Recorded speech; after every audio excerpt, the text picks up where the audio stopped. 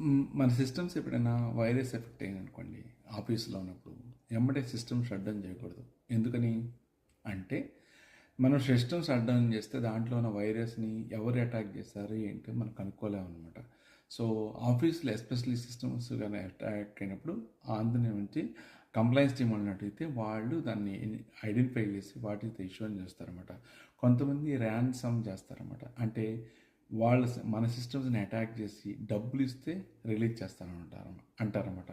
నేను యూఎస్ వచ్చినప్పుడు కొత్తలో నాకు వచ్చిన 15 రోజులకి నా సిస్టమ్ అటాక్ అయింది. నేను ఫోన్ చేశాను అనమాట. ఫోన్ చేస్తే వాళ్ళు ఇది ఆఫీస్ అన్నారు. కాదు నా పర్సనల్ ల్యాప్టాప్ అంటే అప్పుడు వాళ్ళు రిలీజ్ చేశారన్నమాట. సో ప్రాబ్లీ అప్పుడు కూడా నేను ఏమనుకుంటున్నానంటే వాళ్ళు ర్యాన్సమ్ కోసము, అంటే ర్యాన్సమ్ అంటారు. సో అటాక్ చేసి డబ్బుల కోసం మనం డబ్బులు ఇస్తే దాన్ని రిలీజ్ చేస్తారన్నమాట. నేను CISSP ప్రిపేర్ అవుతున్నాను. నా దగ్గర నుంచి ఇలాంటి కంటెంట్ మీకు ఎప్పుడు వస్తూ ఉంటుంది. Thank you.